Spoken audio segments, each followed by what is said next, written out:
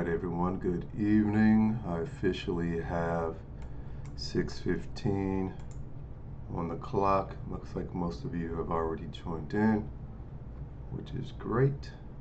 Hopefully you had a great weekend as well. Now we're on the second week of the semester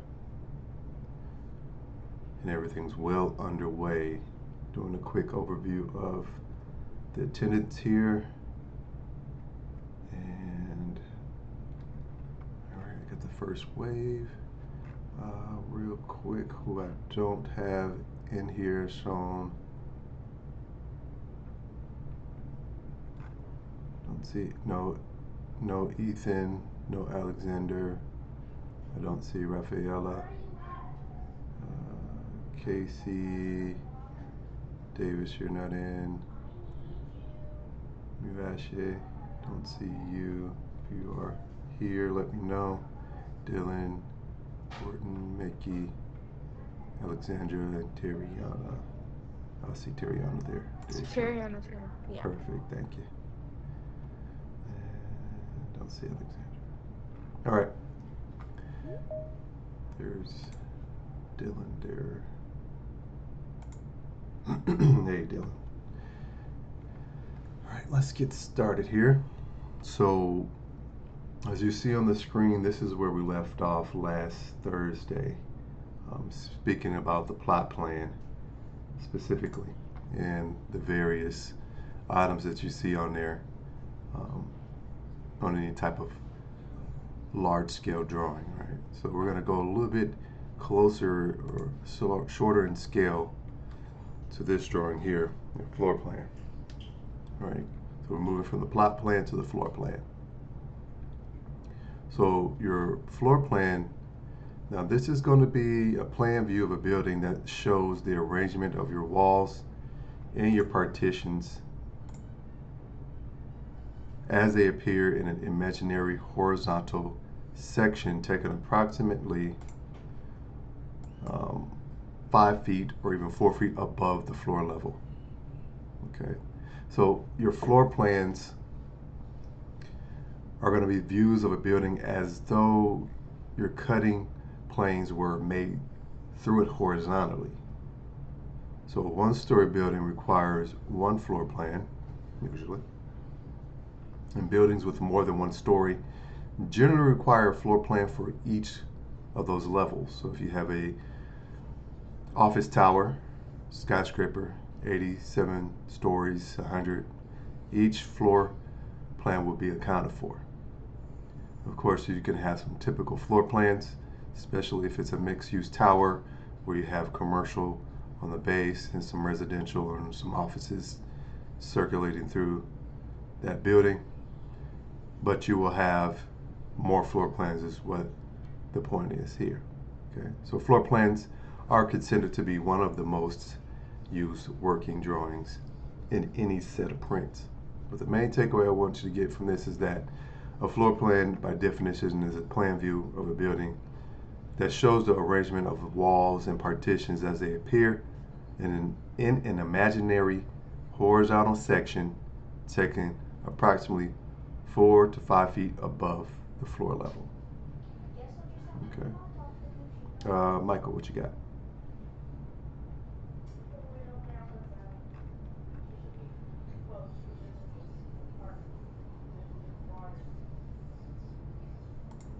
Oh, sorry, I guess you didn't have your hands raised.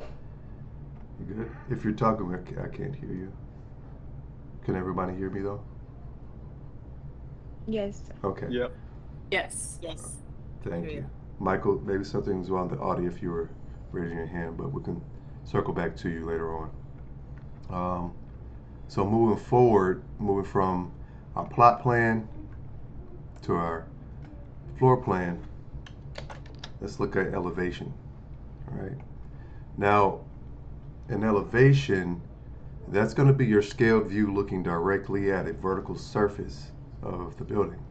So depending on building size, shape, and complexity, 4 more elevations may be required to clearly show the exterior walls. So generally, however, 4 exterior elevations are going to be sufficient. Those being your front, your rear, your right side, and your left side, or your north, south, east, and west. So the north elevation of a building is going to be the elevation facing north, not the direction a person faces to see that side of the building. Again, the north elevation of a building is the elevation facing north, not the direction a person faces to see that side of the building. And the same goes for the east, west, and south. So elevations are going to be identified, and the scale is going to be provided for your elevations. Okay. Main takeaway here is that an elevation is going to be your scaled view looking directly at the surface. All right. Moving from elevations as our reference on the exterior, let's look at the interior. Interior. Okay. Here we have a master bath elevation, 2 elevations to be exact. Now your interior elevations clarify size, dimensions, and locations of items such as appliances, fixtures, cabinets, mantles, and also your bookcases. The interior elevations, they're going to show here the master bath, and the floor to ceiling height in this bathroom is going to be 8 feet, 0 inches. And we see that denoted here on the left hand side. And the walls are going to be finished with gypsum board. We also have a water closet that's denoted as WC, that water closet fixture. And that's going to be installed between the shower and the vanity. Now, the shower has a glass door, and the vanity has 2 lavatories separated by an all-drawer unit. Now, the countertop and the backsplash are going to be made of marble, as denoted with the note there. And you have a medicine cabinet on each side of the mirror, and those are going to be hinged along the outside edge, meaning it's going to open up, and the hinge is located here. The hidden line there, how it's drawn, is telling me it's going to swing open from that way, and this is going to swing open from the left. MC medicine cabinet, mirror, lavatories. There's a hidden line underneath the countertop denoting the sink, wood cabinets, glass shower door, gypsum board wall, suspended lumber ceiling. Right. That's your interior elevation. Main takeaway I want you to get here is that your interior elevations are orthographic projections and of any type of interior wall and partition. Okay. All right, Crystal, what you got? Yeah, appreciate that there will be abbreviations for specific things, but for this example, glass door, GL, but gypsum board, that's completely spelled out. Is there any rhyme or reason as to how the abbreviations are determined and when you use them? Again, a lot of different firms and studios may have a method on what they want to be abbreviated, but like you said, and it caught your eye, GYP, right? And usually it's a period, would denote gyp board as well. Okay.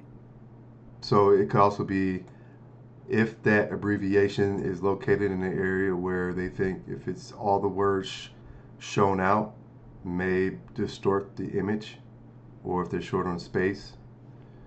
So that's also a reason that one might choose an abbreviation versus the long word itself. It's an excellent question. An Thank you. excellent observation. You're welcome. Anything else? Anyone else? Interior elevations. Okay. So when we're writing these elevations, Mhm. is our main goal to just show the height and then the objects compared to the height? Yeah, so for interior elevations or elevations in general? Well, the elevation, I guess interior, yeah. Yeah. The interior. So for interior, you're going to want to capture if I'm in that space looking directly towards that wall, what all am I going to see, right? Again, all these things that are being drawn has to be conveyed to someone who's actually going to build it. And the more clear and concise information that you can effectively convey to them, the better.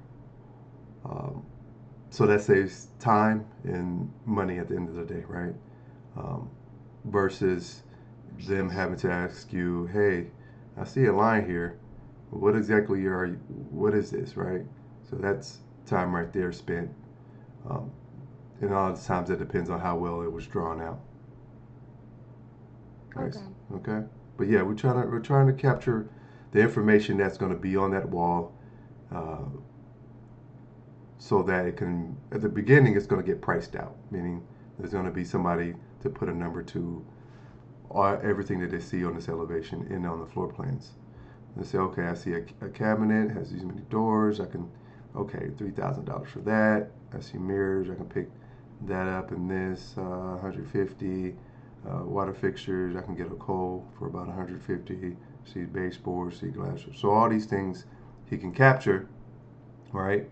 Even if they put an actual paint color on here, right? That's another level to it, so that when all is said and done, and then there's a number when it's presented back to the owner, um, they could be as most accurate as possible. Okay. Yeah, sounds good. Okay, perfect. Great question. Anybody else? Elevations? All right. Now we're going to move to sections. So we're moving from elevations to section. All right. Now, sections is where all your knowledge is going to be tested. All right, these are a lot more intricate, a lot more detail. All right. So you have two types of sections. You have a longitudinal and a transverse. Your longitudinal section is a section created by passing a cutting plane through the long dimension of a building. And your transverse is going to be your section created by passing a cutting plane through the short dimension of a building. Now, basically, your section is going to be that scaled view created by passing a cutting plane either through horizontally or vertically through any portion of the building. That's the main takeaway I want you to get. It's going to be a scaled view created by passing that cutting plane either horizontally or vertically through a portion of a building. And by looking at this example here, this wall section, and it says through the front door and the wall. This is at 1.5 inch equals 1 foot scale. This is the second detail on this particular sheet. And it's kind of blurry. Don't know how it looks on your end, but we have our notes, and we're starting from the base, and you work your way up there. All right, you have a slab on grade foundation. We see a door. All right, first floor elevation. We're seeing some dimension strings being brought. We have notes, wide flange beam. Insulation is throughout in this wall. You have a soffit, second floor front at the wall end. So this is at least 2 floors. You have your roof, you have pitch. So all these notes live in this particular drawing. Stark difference between the elevation that we saw before. Little less information in your elevation compared to your sections, definitely. Your sections is going to help you very much understand what is the goal here. What are we doing? Right? Sections. Now, similar to sections, you have something called details. Right? Your details are going to be scaled plan views, elevations, or sections produced at a larger scale to show any type of special features. Standard working drawings in any set of prints are generally going to be created at a small scale and do not always show small details clearly. So when this occurs, an architect shows a small part of a building at a larger scale or full size if possible, and details are going to be created for any part of a building that cannot be shown clearly and conveniently on those working drawings. Main takeaway here is that a detail is going to be your scale plan, view, elevation, or section drawn at a larger scale to show any type of special features. Okay. Here, the next example of details, we have a detail section, a detail plan, and a detail elevation. Okay. Moving along, and this is going to the working drawing set in totality, something called title blocks. Title blocks, and those are shown on any set on the right hand side. Here in the Western world, we read from left to right. So you're looking at the plan. When you open up the sheet, it's going to open up this way. So you want all your information here on the right hand side of the print set. So located in that title block, and your title block is basically the best place to begin reading a set of prints. The title block includes the project name and location, the architect's name and office location, the architect's seal, plan completion dates, drafter initials, sheet numbering and number of sheets in that set of prints, name of the sheet, and other information as determined by the architect and the engineers. So in this example, Linden Group, this is the architect's name and location. They also do land planning, or landscape, interior architecture, again, landscaping. So this is telling me they do more urban type, bigger planning that you'll see in those plot plans and civil plans in this office. They're located at 10100 Orlando Parkway Suite in Orland Park, Illinois. There's their phone number, the website on the left hand side, and their logo. This project location is located in Manhattan, Illinois. This is a Walker Industrial Center is the name of this project. Revision description given here. There's a couple of dates. So on May 29th, we'll just say Gary Dean Hall was the drafter here, and that set that was completed on May 29th was a 95% owner review set. So once they drew that set, this was sent to the owner, the whole set of sets for review, to get comments back from the owner, right?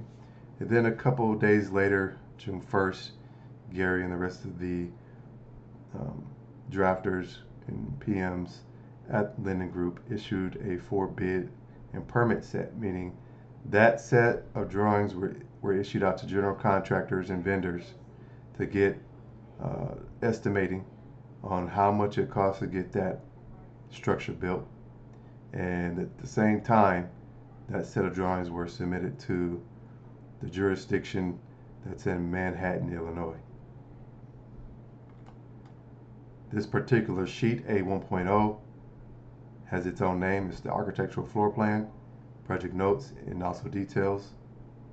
The internal Linden Group office number that this one had was 2015, more than likely the year that they started with this project, -0110. This is probably the 110th project in that year. Again, the date drawn by the drafter and a final review. There also might be check by or review by option that's going to check the drafter, the GDH, Gary Dean Hall, I believe we said, right? That actually drew all of the things that you see in here. Okay. And here on the right hand side, we have the architect's seal. This is the state of Illinois seal showing that Grant Walker Courier, GWC. He might have been the one who reviewed the set because his name is on it. At the end of the day, somebody is going to go back and say, okay, that's his number there. He blessed this set, put his name on it, put his blood on it. fingerprint. Again, sheet A 1.0. There's a total of 8 sheets in this architectural set. Right now we're just looking at the first sheet, presumably. And those are the items that you will see on a title block. Okay. Main takeaway here is that the title block includes the project name, location, the architect's name and office location, the architect's seal, plan completion dates, drafter initials, sheet numbers, and number of sheets in that set of prints, and the name of the sheet itself. Okay. Any questions about title blocks before we move on?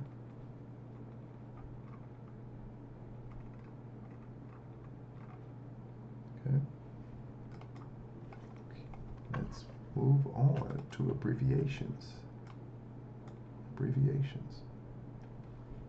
So those abbreviations and any abbreviations that we might come across are used throughout any set of prints to describe your materials and processes while conserving space on those sheets.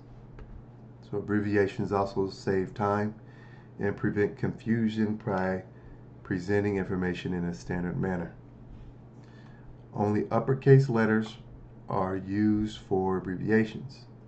So all abbreviations that make an actual word end in a period in order to distinguish the abbreviation from the actual word. So for example, a capital I-N.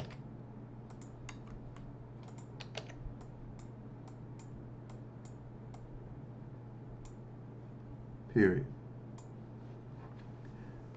This is the abbreviation for inch.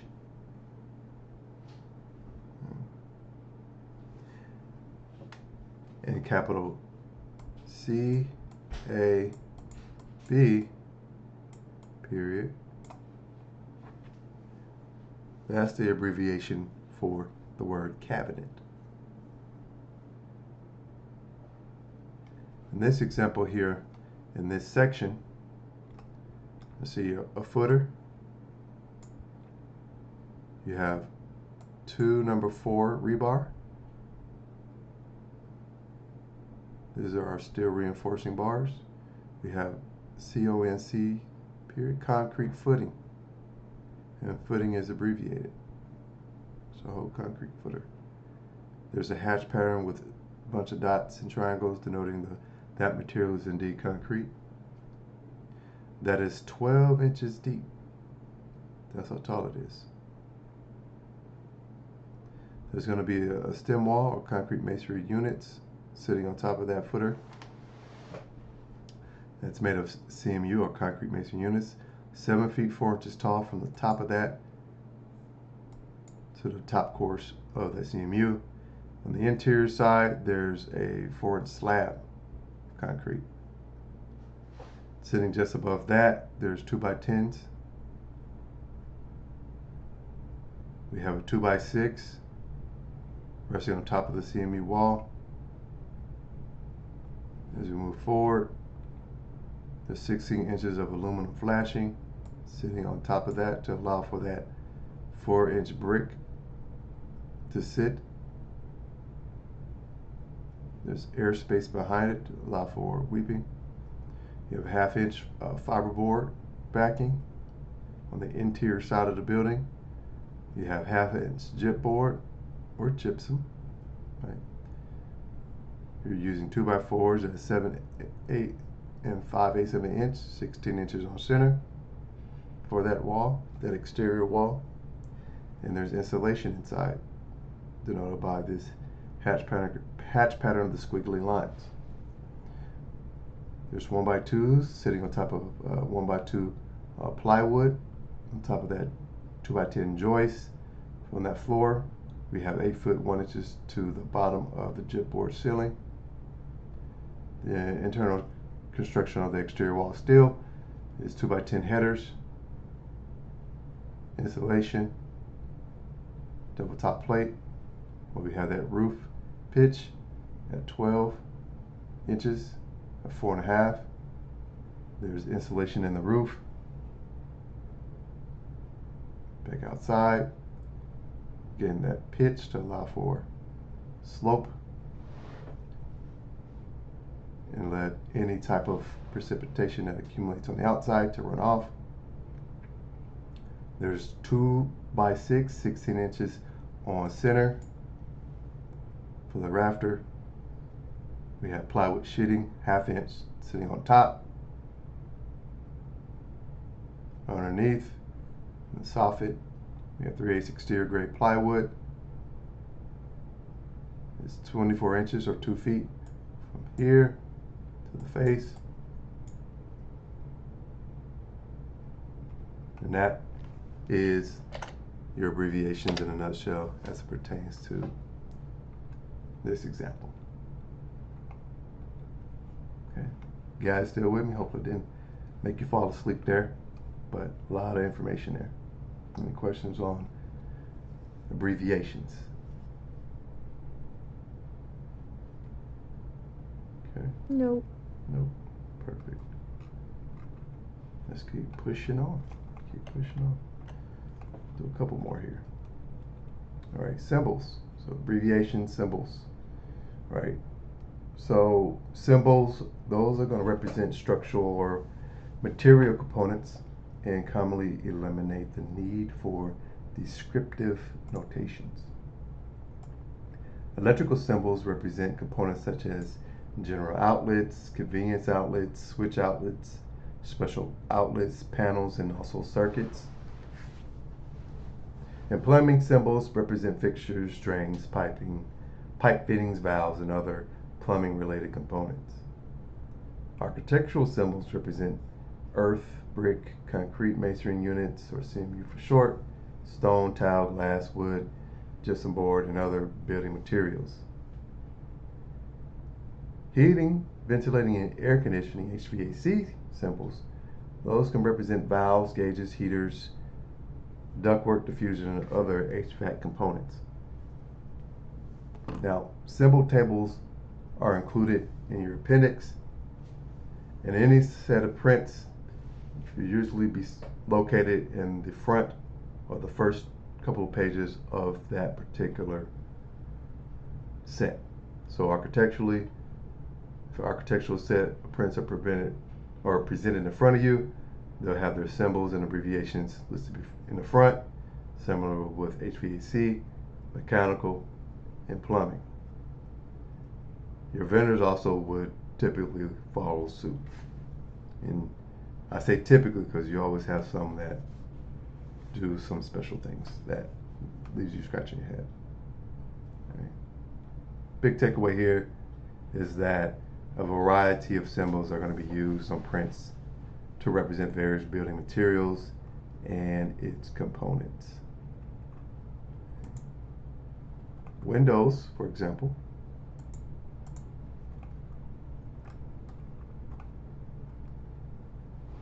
are going to be shown on your plan views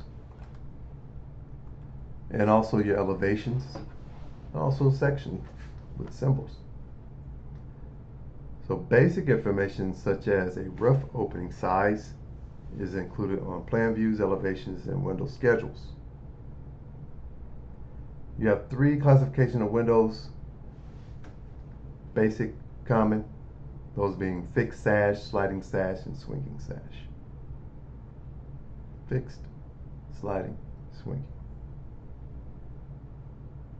That's the main takeaway here. So here we have an example of fixed sash. See the graphic on the left and how it will be represented on an elevation drawing to the right.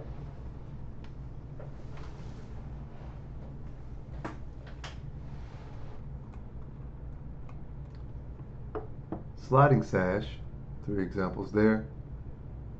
A double hung window and its frame. Pictorial, elevation. A double hung window and a masonry wall. Those the masonry. Sill, brick mold around, and how it will be presented pictorially in the elevation view.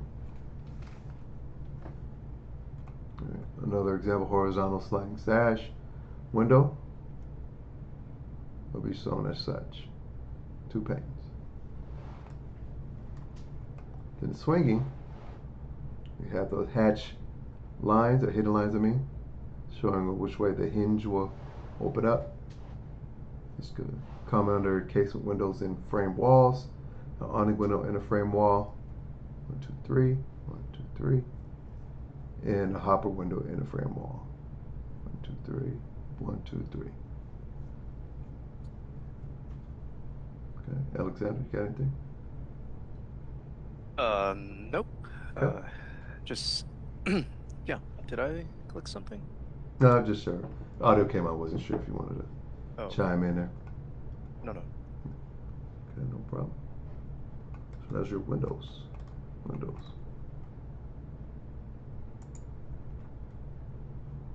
Look in here, we have plan views as it relates to those dimensions, and we've seen this last week on one particular detail that looks similar to this, right?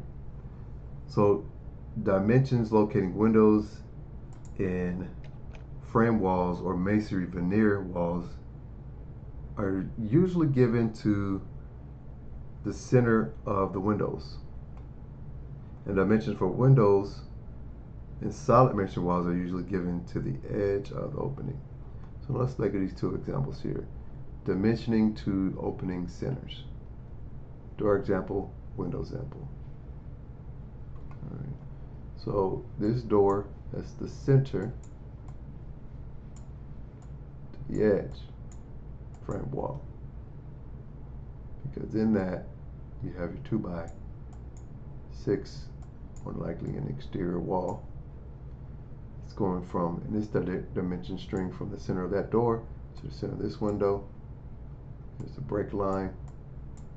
This building is bigger. On this side, there's some sort of a near finish on the outside, more likely brick, based off that hatch pattern.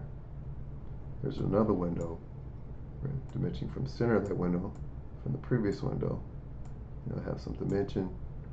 You'll go from that center of that window to the edge of the framing, and we have the brick as well, or the veneer. I assume brick.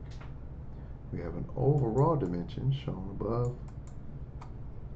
and some other obscure type of dimension that'll be shown here on the exterior, but it's broken off because the drafter did not want to show that view. Okay, yeah, there's a brick veneer. It's brick veneer. Dimensioning to the opening edges.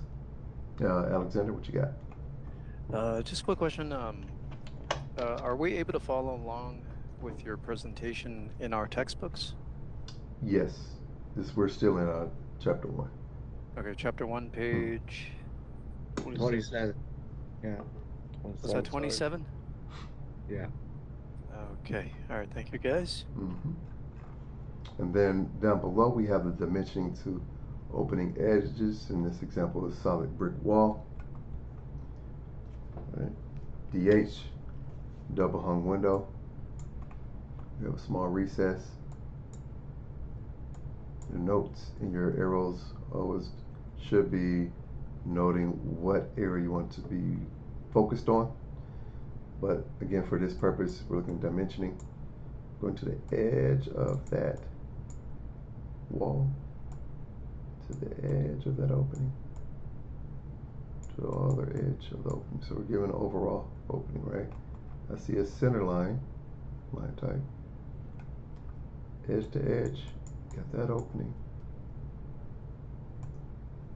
Come on there, and also there's a center line to the door opening there. I see that 45-degree tick, so I have a dimension there and there, whatever that is. Right? And continue it on to that opening. This whole casement window gets captured, and then terminate there. But overall, cumulatively, those all equal what will be shown above for your overall dimension. Okay.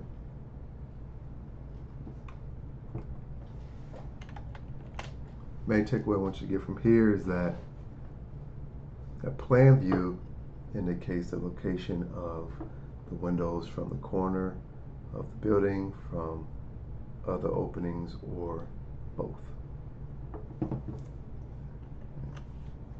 Any questions thus far before we move on? Is this the only view that has like the centering of the windows and the doors? You can see it done on sections, and you can also see it done on the elevations as well.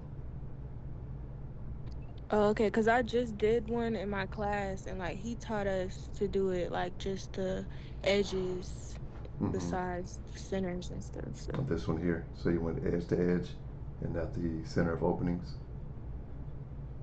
okay, yeah. Is that what he told you, or showed? Yeah, he was just saying the edges. We didn't do the center parts.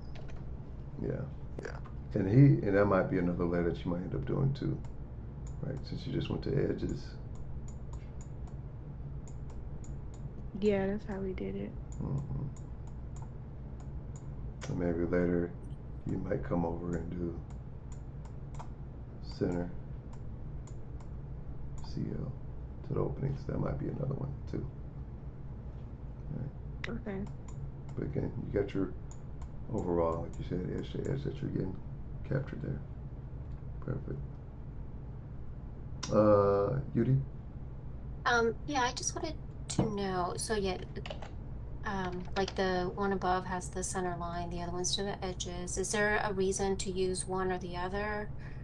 Or is it per project, or is it like the contractor that uses that particular measurement, I guess? Yeah, it could vary from firm to firm. The thought going in is to make sure that the information is easily captured from whoever's going to build it, right?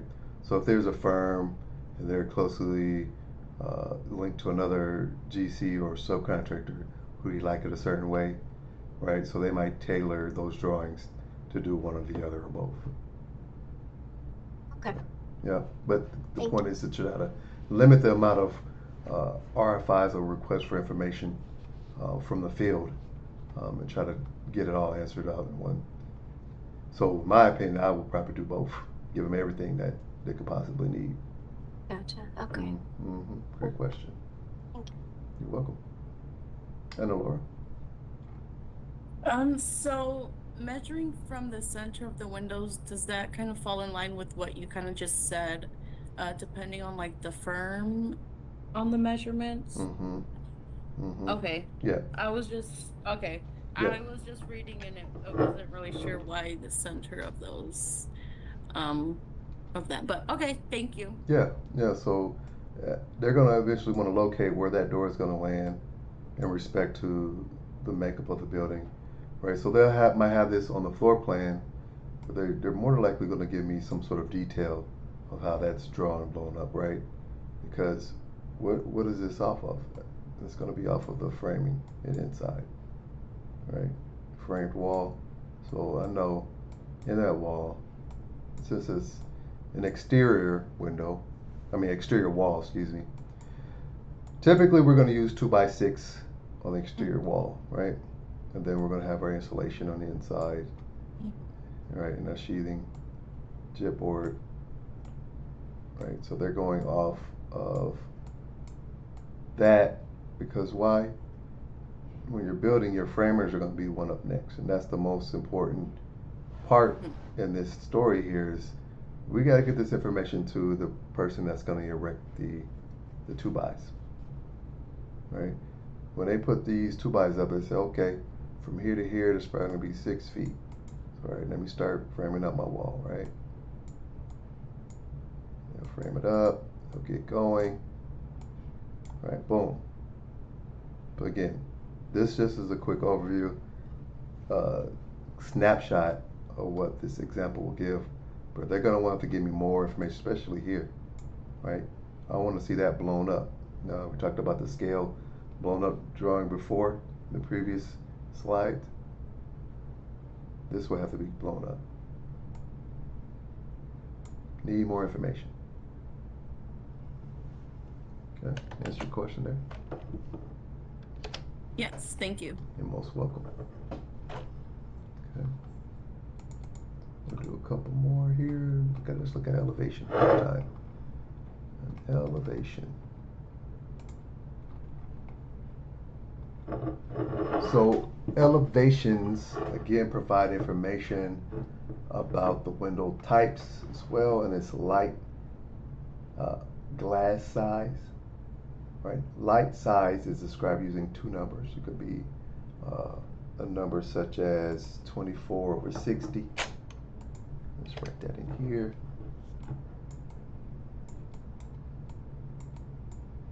Okay. It could be written as 24-60, or it could also be written as 24/60, or even 24/60. So unless there is a window schedule included in the working drawings, the first digit in the number represents the light width, and then the last digit represents the light height.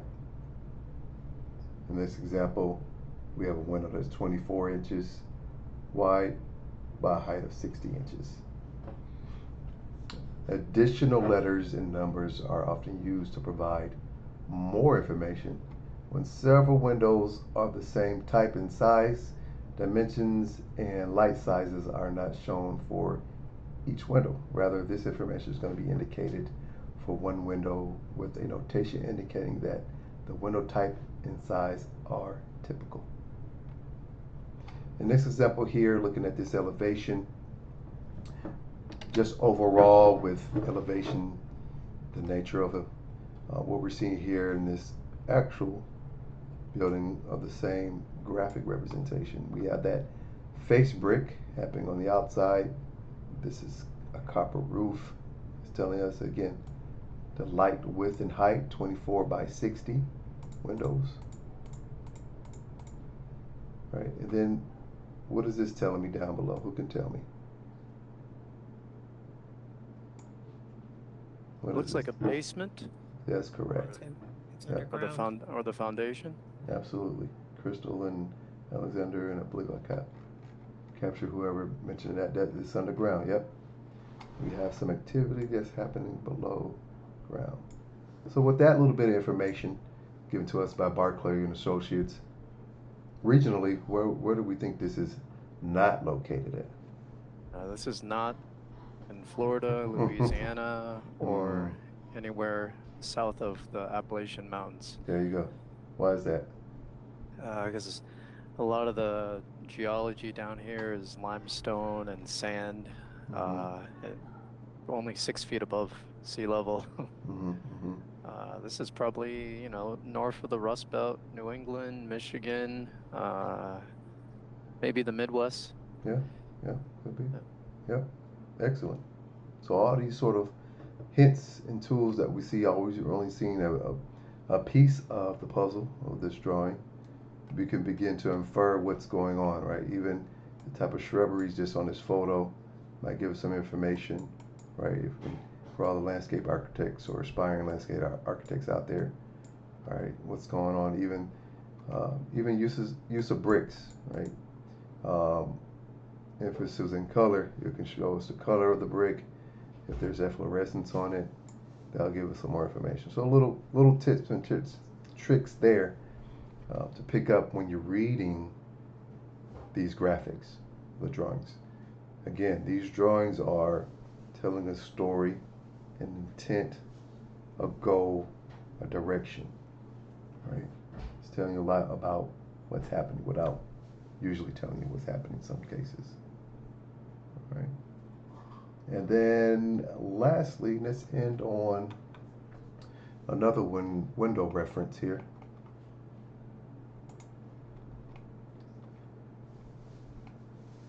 All right, so the vertical location of the window and the wall can be shown in many places, including sections taken through the exterior walls and elevations like we see here. You have window height, which may be indicated from the finished floor level up to the top of the window stool or to the bottom of the top of the window jamb. So dimensioning window heights to the bottom of the top window jamb is preferred since the top members of windows usually align horizontally. Main takeaway here is that window heights may be indicated from the finished floor level to the top of the window stool, inside window sills, or to the bottom of the top of the window jamb. Next example of a 1.5 inch equaling 1 foot scale drawing of the front window detail. Detail number 3. Typical bulkhead detail. All right. We have a stool height above finished floor, 10 5/8 of an inch from the bottom up to the base there. Okay. We have redwood trim, 2x6 wood seal painted. Typical vertical mullion. Window head detail above. Insulation, structural component, I-beam, rough masonry, rough lumber there. This is 9 foot 6 inches from the bottom of this chipboard ceiling down to the base. 9 foot 6 inches tall is also telling us here. So the window height to the bottom of the top window jamb, 9 foot 6 inches to the floor. Again, this is just a quick overview. We'll see this a lot more, and you'll be able to read this a lot quicker and understand what you're looking at if it's blurry right now. Again, it's only the second week of the semester, and if it's not coming as easy, I guarantee you it will by the end of the semester. Okay. I have 702. We have about maybe 12 more slides in this chapter 1, which is provided to you on Canvas under Files if you so choose to peruse through. The rest of the information in this particular slide will be given this Thursday on the pre-recording section of our teams. Okay.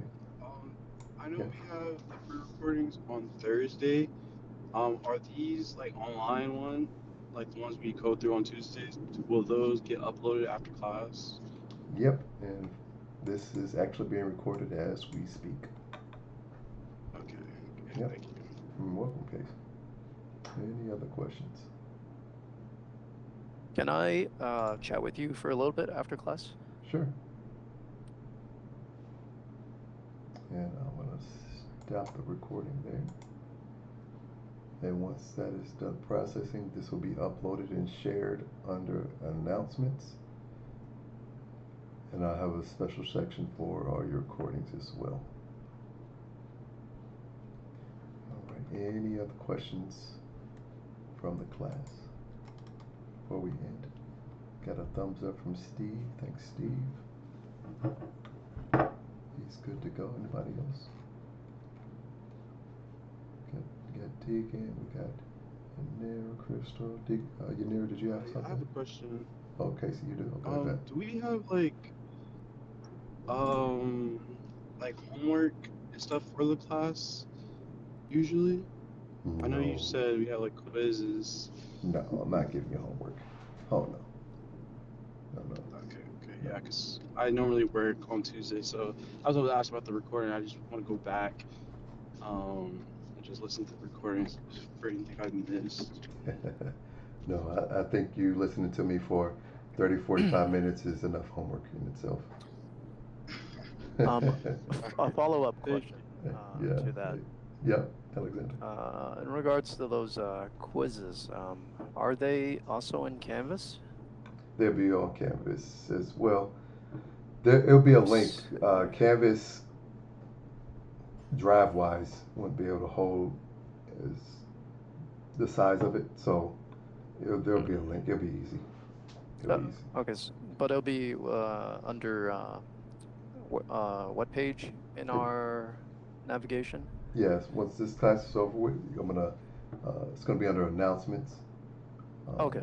Which you I see. probably saw that pop up before last week, some activity in there. I see, okay. Yeah, because every time I click quizzes, there's nothing on that page. Yep. Yeah, in that first introductory quiz that some of you may not have gotten to, it was extended. Yes. There was a new option to build quizzes to get fancy, but I should have just kept it simple and not do the new build option. So, but everyone pretty much followed the directions and sent it to me either through Teams or by some other means. Okay. Can't get it wrong unless you don't do it. Yandira.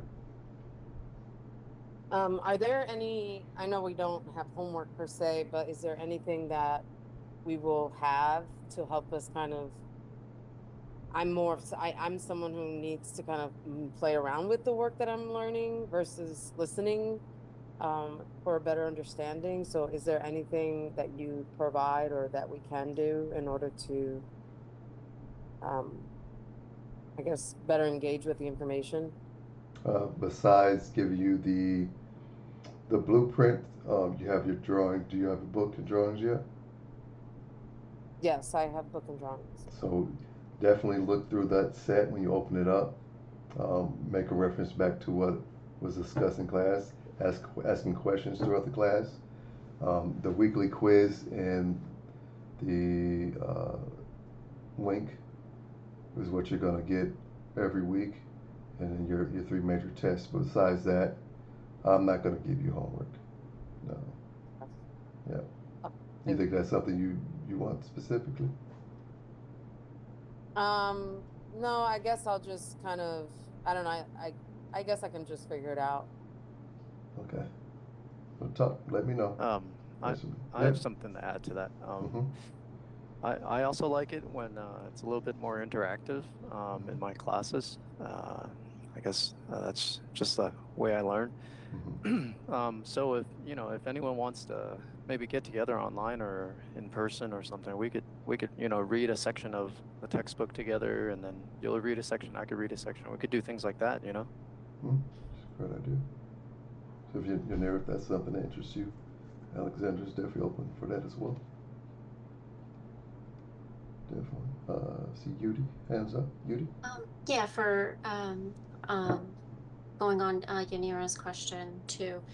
I went on the learning resources, that's just before page 1, and it has an access code on there, and you can do like flashcards and things like that. Thank you. It was per chapter. So yeah, so that's helpful. For me at least, yeah. Thanks, Yudi. Anybody else? And again, throughout when we go through this, definitely like you've been doing, and I welcome all the questions. That way, it stops us and slows us down, right? Especially when we start to actually get through the print itself. When you might have gone through the PDFs or the book or the drawings, say, "Hey, professor, what is this? Well, I'm just not getting that." That's what this part, especially now after the lecture part, is definitely for. Just open dialogue, right? Something's not clicking, something's just seems a bit hazy. I'm definitely open book. Okay. Anybody else? I'm sorry, I'm asking about asking another question about the quizzes. You said that they'll be after every class, or like the weekly quizzes in the announcement section? So when you have the pre-recording, that recording is there basically as a reminder to do that quiz and answer that 5-question quiz related to what was presented. And that's going to be under the quiz section under Canvas. And if you can't find it at the time, definitely shoot me a message. Yeah, because I don't think I did a quiz or anything like that last week. No, there was no quiz last week. It was a live get together since it was just the first week of school. So you didn't miss that. Okay. All right. Could somebody please tell me what that book was that has the exercises and stuff, please?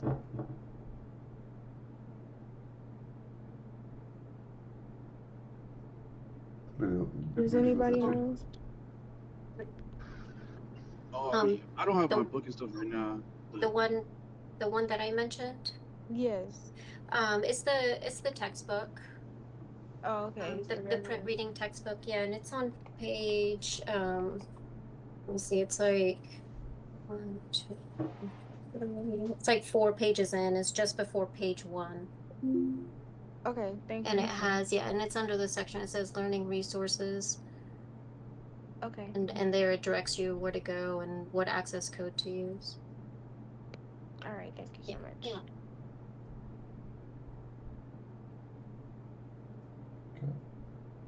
Anybody else? Yes, Professor, this is Gabriel. Hey, Gabriel.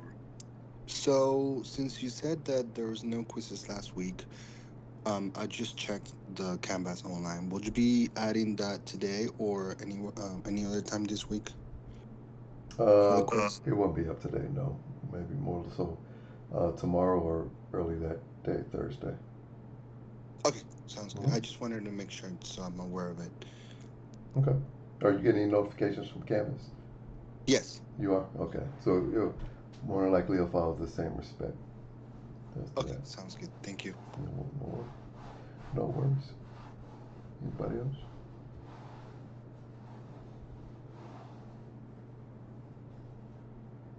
Okay. If there's nothing, I hang back with Alexander. Definitely enjoyed you guys as always. Get some dinner. Enjoy that family. And until next time. All right. You're welcome, Kristen. Thank you. Enjoy the rest of your evening. Have a good night. Sure Thank will. you. Thanks, guys. Thank you. Have a good night. You as well. Hey, Alexander. Hey, yes, sir. Hey. So I dropped in around when you started, maybe page 25? Mm-hmm. Or page 26 with the diagram, figure 1, tac 24. Okay. So I kind of tried to follow along from there. Actually, you know what? I might have dropped in earlier than that. I probably dropped in around 24, but I was still driving home. Mm-hmm. So I ended up. So there's this thing I do on the side called Allstate Roadside Rescue. Mm. And you might have called on one of, me and the many other me's out there before, to like tow your car. Yeah. AAA type thing, right? Those types, Similar to AAA. So I went, I tried to help the lady, but then on my way there, I looked at my watch. I was like, oh gosh, it's 6 o'clock already. So I was like, oh my God, I better make this fast. So, because your meetings generally start at, is it 6:15 or 6? 6:15. You might see someone jump in the class 6 o'clock, 6:10.